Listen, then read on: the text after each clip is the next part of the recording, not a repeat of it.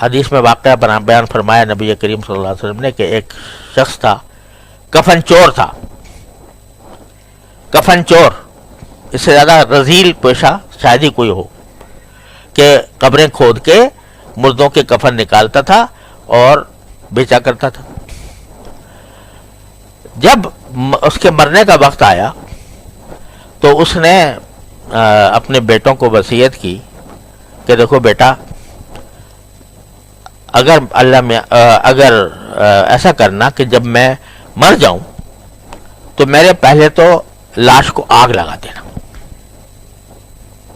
آگ لگا کے جو اس کی راکھ بچے، راکھ ہو، اس راکھ کو ذرا محفوظ رکھنا یہاں تک کہ کوئی ایسا وقت آئے جس میں آندھی چل رہی ہو، بہت تیز ہوا چل رہی ہو، اس وقت لے جا کے میری اس راکھ کو سمندر کے پاس اڑا دینا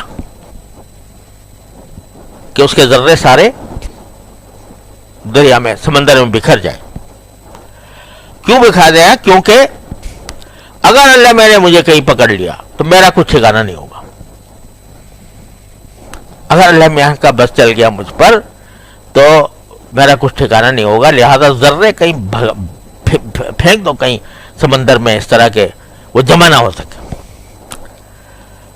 اب بیوقوفی کی بات تھی پتہ ہے کہ بھائی اللہ میاں کیا وہ جمع نہیں کر سکتے اس کے ذرات کو؟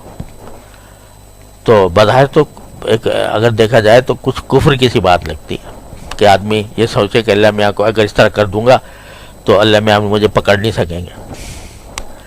جب اللہ تعالیٰ کی حاضری ہوئی تو پوچھا کہ تم نے یہ کیا حرکت کی، یہ کیا وصیت کی تھی؟ تو کہتا خشیت کا یار، یا اللہ آپ کے ڈر سے کیا ہے سب کچھ.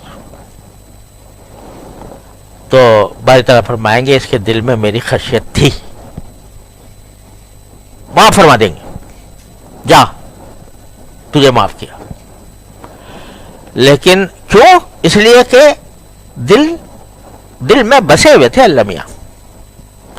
اگر دل میں بسے ہوئے نہ ہوتے تو اس کو یہ ڈر بھی نہ ہوتا.